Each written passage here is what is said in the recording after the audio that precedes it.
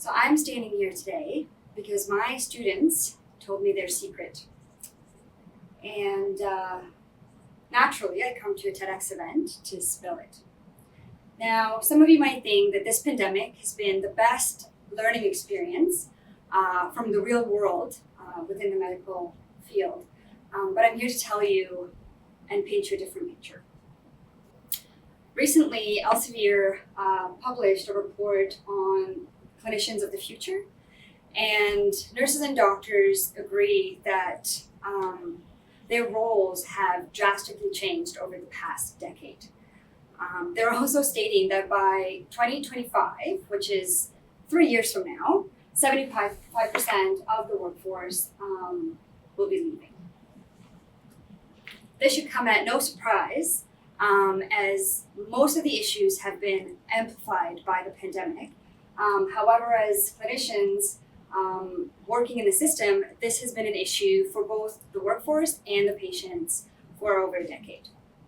Jacob Morgan writes extensively about the future of work, and he's basically explaining how all areas of the workplace and organizations will be changing, particularly and most significantly in when you look at the bottom there, when you look at profits no longer will be an organizational ideology, rather we will be focusing on prosperity.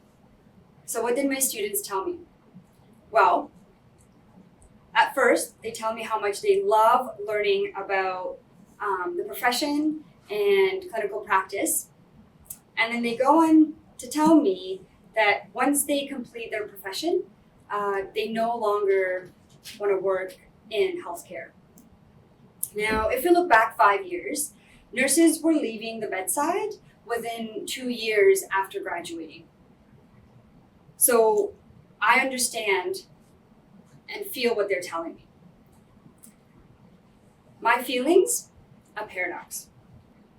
Now, at first, I want to tell them that there's just so many opportunities and disruptors within the healthcare system and the profession that have helped me in my despair stay curious and get back on a path of healing. But then on the other hand, I'm thinking I'm on a healing journey because of the 15 years of professional experiences I've gone through. Things like health inequity as a clinician, or facing the administration, and also the limitations within my policy work and research. And lastly, I'm in education.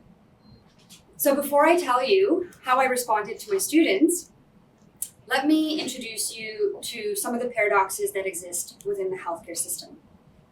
Over the course of the pandemic, a lot of us heard the pots and pans and calling our workforce heroes.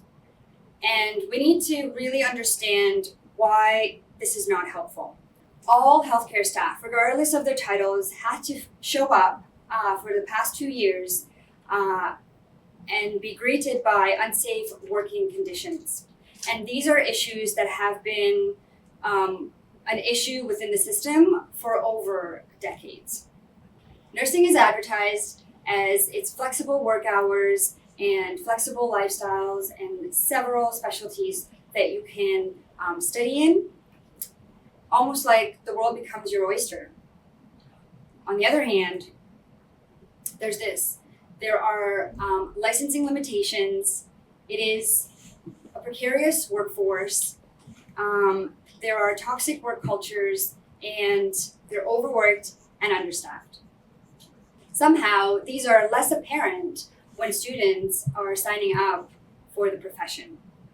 I have lived across 4 continents and traveled to nearly 30 countries, and I can tell you this: nursing is not an easy profession to travel with because of the administrations, and nursing is not respected the way Canadians assume it to be. Nursing and healthcare workforce is advertised as a great place for collaboration with multidisciplinary teams. And I totally agree with this. However, there are power imbalances within the system, and it becomes a result of this. Now, how many of you have heard the term nurses eat their young? So Judith Meissner coined this term back in 1986, and I was born in 1984. So what's being done about it?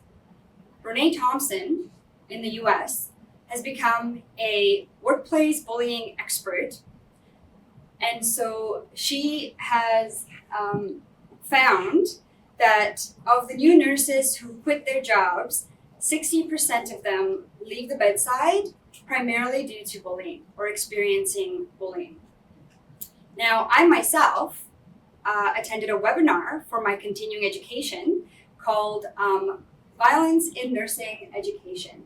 And while I'm so grateful that this is being addressed today, my question is, how long will it take to absorb and apply it across all areas of the profession?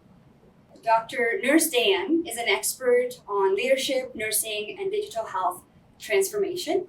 And he explicitly asks that if teams and leaders are aware of anyone that's creating interpersonal conflicts within their team, to remove them. Interpersonal conflict directly impacts the healthcare in two major ways. One is there's additional costs, so actual money that's being spent as a result of it. And secondly, there are avoidable deaths and staff leaving as a result of it. Again, unchecked teams and leaders, whether intentionally or unintentionally, that create toxic work environments result in avoidable deaths and staff leaving. Now, my last example of paradox is the healthcare system that's called a well-oiled machine. This includes licensing bodies, accreditations, associations, unions, and continuing education. All these come together to create a high-quality healthcare, and this is a way to protect patients and the workforce. Now, I agree that we need these organizations in place to keep us safe, but then decision makers and leaders are the sculptors of these systems. And how is the standards of practice, which is the foundation for nursing action, doesn't change when new evidence shows that there's a better way? Does leadership play a factor in this? And how much, I wonder? The pandemic directly resulted in what is now called the Great Resignation. And researchers all across sectors, all industries, are trying to understand what is the cause and how they can mitigate, such as retention. Well, according to a new study by Saul and team, toxic work culture is a strong predictor of attrition. Examples include failure to promote diverse, equity, and inclusion, workers feeling disrespected, and unethical behaviors. Now, this is a result of moral injury. Unethical behaviors is when doctors and nurses take an oath to beneficence and non-maleficence, so do good and do no harm, but on a day-to-day basis, they experience the opposite of that. Moral injury then accumulates and results in burnout. Toxic culture is also 10 times more important than offering your employees compensation. So this image I found from an article, and the title is, "You care about your employees' well-being, but you're probably doing it wrong." And so this is nursing today and for decades. They're not able to speak out, and when they do try to be whistleblowers, it's followed by reprimandation. Understaffed and overworked, experiencing toxic work cultures, and then we call them heroes, which is basically putting another of those wood on the fire. Leaders and decision makers are the sculptors of the system. So this particular post I really wanted to share to bring home two very important concepts. One on burnout and one on exploitation. So burnout is drawing attention to individuals. However, exploitation draws attention to the systemic and structural issues. What do we need in order to address structural barriers? Do we need leaders? Do we need adaptation or all of the above? So what we have is this. We have exploitation, which technically is a term called structural violence. It's when power inequity exists within an institution, limiting accesses to some. And we have standards of practice, where new evidence lags implementation of about 17 years. And this combines together to have what we call, this is how we do things. Now, I have been a part of it for the past 15 years.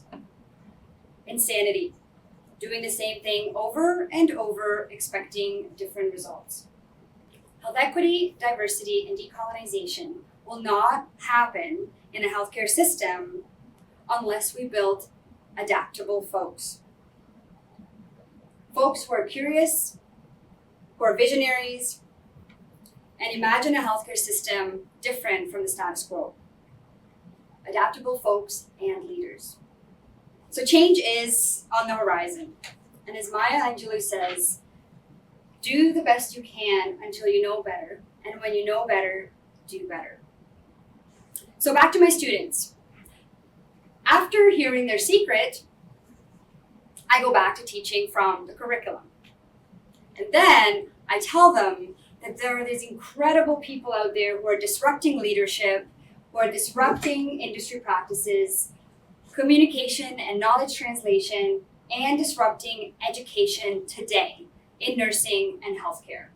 These are the exact people who help me get back on a path of healing from the despair I was experiencing in wanting to quit my license. Sooner or later, we will all be patient at some point, regardless of our titles. And this is why I'm standing here today and ask all of you to care about the future of healthcare and education. For my nursing students, I also reached out to several of my colleagues and asked them to send me their motivational videos to cheer up my students. And then I realized I need to make this talk. So here I am, walking the walk. I also want my nursing students to understand that their degrees translate extremely well, because innovation and design thinking is directly aligns with nursing assessments and practices. I tell my students that nurses are like stem cells. They transfer into any industry and succeed. So curiosity and imagination is for everyone. And just like adaptability, it's like a muscle and it can be trained with practice. So, how to build adaptable folks? So I want you to trust me in this and just close your eyes and hear what I have to say.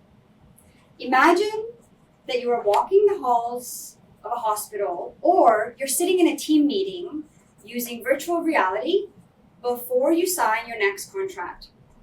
Next, imagine having all your qualifications in one place, kind of like a career footprint. Finally, imagine doing a masterclass using virtual reality or the metaverse. And you're learning across the nation or even across the globe, learning from experts within their field. Upskill and reskill will be a major push for the future of work. If we need adaptable workforce, then we must build the infrastructure to support that transition. Post-pandemic culture is shaped by our attitudes today. Now, this image describes possibly the future of healthcare workforce, but it could be applied to general life as well. It's how do we show up in a day-to-day. So in the back row, you see individuals who probably need some serious TLC. These folks need leadership to provide them with resources, just like some of the male-dominated workforce, leave with compensation. In the second row, you will find individuals who have experienced moral injuries, but they also have hope. These individuals are your change makers and adaptable folks. And of course, the first row, these are your resilient bunch. These individuals remain curious in the face of adversity, and they not only imagine a different future, but they also know how to live in the moment. It is up to each of us to decide how we're going to show up post-pandemic. Take the necessary steps of self-compassion and demand decision makers to address structural barriers head-on. Now, Dr. Richard Booth is a professor out of Western nursing, and he wrote a chapter of a leadership book called The Best Way to Predict the Future is to Co-Create It. It is on nursing leadership through evidence-based innovation. He's also presented a keynote in 2020 to talk about nursing students, undergrad student experience, and their relationship with technology. And he states, nursing students live in a state of ambivalence regarding technological advances. He states that nurses fear being augmented and replaced, and they also see the benefits of technology and how it could help their work be completed. So he asks us a great question, that if 17-year-olds haven't evolved their relationship with technology, then where is the rest of the profession? Healthcare and every industry, really, is starved for adaptable folks, teams, and organization in respect to the tech revolution. Regardless if I keep my license or whether my students find other career paths, we as a society need to decide where civilization goes from here. Margaret Mead, a well-known American anthropologist, very popular in the 70s, was asked by her students, what is the first sign of civilization? And of course, the students believed to be, possibly a fish hook or, stone tools, some form of a technology. But actually, Mead said that finding a femur, which is a leg bone, fractured and then healed is the first sign of civilization. Helping someone else through difficulty is where civilization starts. We are at our best when we serve others, she said. We need adaptable folks, teams, and organizations in order to serve others and be our best self. And that is an idea worth sharing. Thank you.